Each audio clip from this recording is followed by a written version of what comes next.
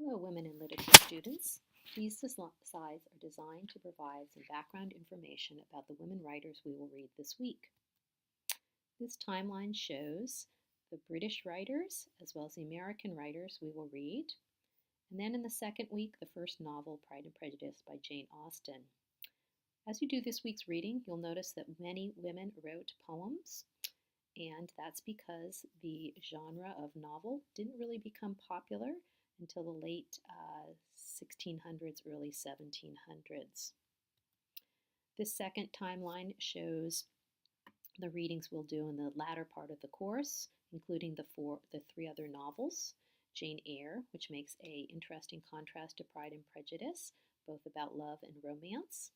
The Awakening and Quicksand, both written around the turn of the 20th century. These women dealt with much more controversial issues such as sexuality, women's freedom, race, and class. So looking at the early women writers, here's some background about women in the 1600s who were writers. They tended to be upper class, not working class, and this makes sense because really writers need time and education. They didn't tend to have formal education. Women weren't sent to school, but if they were lucky, they would be educated by their family or maybe through some of their own efforts, such as by reading or having access to library or other educated people, their brothers, their fathers, who they could have intellectual conversations with. As you will see, if you read the biographical information about the writers in our text, they had very diverse lives, whether they were a widow or a young mother, part of the court, or living in exile.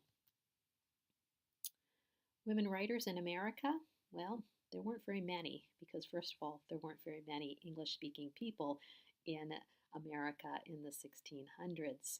The Puritans were some of the first English settlers, and they had very conservative ideas about a woman's role in life. Women were expected to be mothers and wives first, take care of their husbands and their children.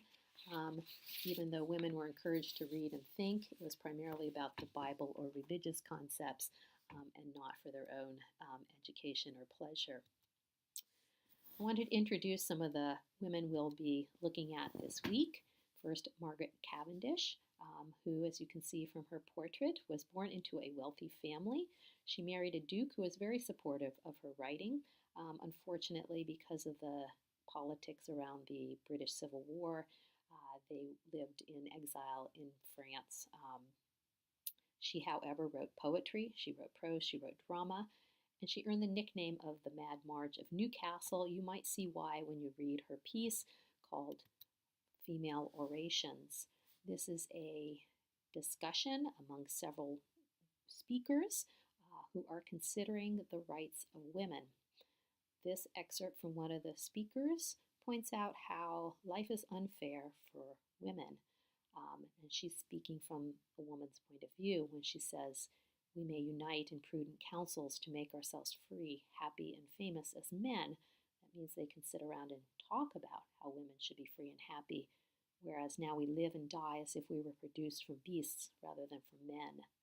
For men are happy, and we women are miserable. They possess all the ease, rest, pleasure, wealth, power, and fame, whereas women are restless with labor, easeless with pain. Quite a condemnation of the state of women's lives and putting the blame pretty firmly on men. Katherine Phillips, also a well-off woman who was married. She was educated at a boarding school, which was a little unusual. She wrote plays and she wrote poems, and she had these works published. She was part of a group called the Society of Friendship, other women writers with whom she corresponded, shared her writing, and they supported each other in this endeavor. The piece you will read by Phillips is titled A Married State, and even though her marriage was a happy one, she writes from the woman's point of view about how marriage isn't always a good deal for all women. A married state affords but little ease. The best of husbands are so hard to please. We'll see this theme echoed in other writers' works this week as well. Aphra Behn was quite a intrepid and unusual woman. She worked as a spy for the King of England. When she was widowed, she was poor, and poor people were put into debtor's prison, which was partly the impetus for her to write because she could make money by doing so. Even though it was the fashion in the times to write bawdy poetry in plays, ones that had sexual innuendos, when a woman like Behn did it, it was much more scandalous. But I think you will see from the works that have been assigned this week that she does portray the sexuality of women in a very mischievous way. This is the end of a poem titled The Willing Mistress. Mistress, in this case, does not have the contemporary meaning of an adulterous affair. It could just mean a young woman. And a young woman, in this case, who is glad to receive the attentions of her lover when she writes, "He did but kiss and clasp me round, also those his thoughts expressed, and laid me gentle on the ground. Ah, who can guess the rest?" I think we can figure that out. Lady Chudleigh, also married, self-educated, part of a literary group of women like others we will read this week. She also published her poems intended to write on feminist themes such as how women, and particularly wives, are unequal. And we will see that in her poem To the Ladies, which opens with the memorable line, "Wife and servant are the same, but only differ in the name." A bit of a hyperbole, but she wants to make her point about how women are subjugated once they are married. Anne Finch, part of the court in England. That's what it means to be a maid of honor to the Queen. She was married. In fact, she dedicated many of her poems to her husband. She also published her work, and she was recognized by other well-known writers of the time, such as Jonathan Swift, author of Gulliver's Travels, and Pope, who wrote many essays. Finch wrote in this poem about how women who are writers do not receive the same acclaim that men do. She opens, "Alas, a woman that attempts the pen, such an intruder on the rights of men. Such a presumptuous creature is esteemed, the fault by no virtue be redeemed." And what she's saying there is the fault is that she's picked up a pen, and even if her lines are good by virtue, it doesn't matter because she's a woman writing, and that will not redeem her. Verse. Lady Montagu, also born into a wealthy family, educated at home. She had free access to her father's library, where she could read the classics. Greek and Latin tended to be the standards of a well-read education.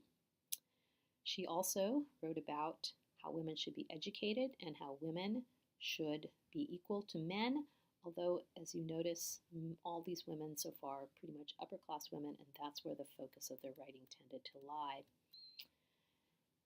In a very unusual poem, based on a real incident, Mrs. Yonge was a woman whose husband was adulterous and abandoned her. And then when Mrs. Yonge fell in love with a man and wanted to be with him, her husband basically sued her and took her children away, which basically points out the double standard between men and women. So in her poem, she's writing to her husband about the situation. "For wives ill-used, no remedy remains, to daily racks condemned, to eternal chains." So she was used poorly by her husband, who abandoned her and then sued her, and she has to suffer as a result. The one woman we will read who is American is Anne Bradstreet. As a matter of fact, she's recognized as the first woman writer in America, writing in English. She, like other women, were educated by her father, had access to a library, was able to read the classics, Greek and Latin. She came to America with her husband and with her parents. She had 8 children to raise, and work was hard. No servants. She had to do all the housework herself. And when she had, in whatever free moments she had, she could try to write. She did write a lot about religion, but you'll see in the pieces we're looking at today, they focus more on children and family and husbands. The prologue focuses on the difficulties of women writers. As she says, I am noxious to each carping tongue who says my hand a needle better fits.